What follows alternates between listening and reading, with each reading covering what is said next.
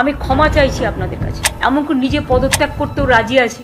আমি পদত্যাগ করতে রাজি আছি, কিন্তু ওরা বিচার চায় না, চেয়ার চায়। এই বলে জনগণের স্বার্থে পদত্যাগ করতে প্রস্তুত আছেন বলে জানিয়েছেন ভারতের পশ্চিমবঙ্গের মুখ্যমন্ত্রী মমতা বন্দ্যোপাধ্যায়। ভারতের পশ্চিমবঙ্গের আরজিকর মেডিকেলে এক নারী চিকিৎসককে ধর্ষণ ও হত্যার ঘটনায় রাজ্য জুড়ে উত্তেজনা চরমে।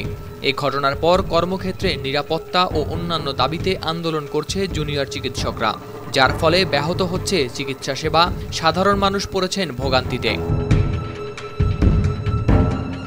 তাই সংকট মোকাবিলায় 12 সেপ্টেম্বর বৃহস্পতিবার রাজ্যের সচিবালয়ে জুনিয়র চিকিৎসকদের সঙ্গে বৈঠকের উদ্যোগ নেন মুখ্যমন্ত্রী মমতা বন্দ্যোপাধ্যায়। তবে তিনি 2 ঘণ্টা অপেক্ষার পরও চিকিৎসকরা অংশ নেননি বৈঠকে। এরপরই পরিস্থিতি নিয়ে মুখ্যমন্ত্রী মমতা জানিয়েছেন তিনি জনস্বার্থে পদত্যাগ করতে প্রস্তুত এবং তার ক্ষমতার প্রয়োজন নেই।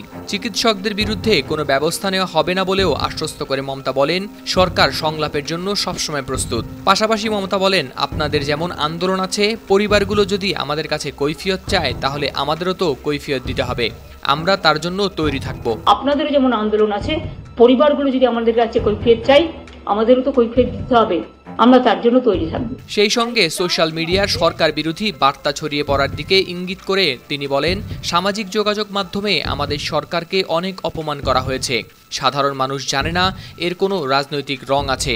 আমি পদত্যাগ করতে রাজি আছি, কিন্তু ওরা বিচার চায় না, চেয়ার চায়। আশা করি মানুষ সেটা বুঝবেন।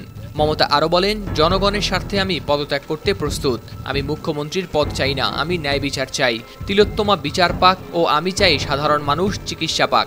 আমি মানুষের স্বার্থে এমনকি নিজে পদত্যাগ করতেও রাজি আছি। আমার মুখ্যমন্ত্রীর পদ চাই না, কিন্তু আমি চাই মানুষ বিচার পাক, তিলোত্তমা বিচার পাক, আর সাধারণ মানুষ চিকিৎসা পাক। গতকাল বিকেল 5টায় সচিবালয়ে মুখ্যমন্ত্রী মমতা বন্দ্যোপাধ্যায়ের সঙ্গে পশ্চিমবঙ্গের জুনিয়র চিকিৎসকদের প্রতিনিধি দলের বৈঠক হওয়ার কথা ছিল। সচিবালয়ের গেট পর্যন্ত প্রতিনিধি দল চলেও এসেছিল, কিন্তু তাদের দাবি ছিল বৈঠক সরাসরি সম্প্রচার করতে হবে। রাজ্য সরকার এতে রাজি না হওয়ায় প্রতিনিধি দল ভেতরে প্রবেশ করতে অস্বীকৃতি জানায়।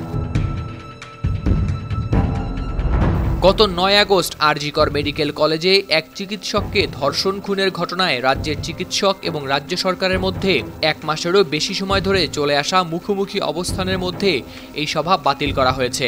এই ঘটনায় বিচারের দাবিতে আন্দোলনরত ডাক্তাররা অভিযোগ তুলেছেন বিষয়টিকে ধামাচাপা দেওয়ার চেষ্টা করা হচ্ছে এবং প্রাক্তন অধ্যক্ষ সন্দীপ ঘোষকে রক্ষা করার চেষ্টা চলছে। হাওলাদার শামীম, RTV।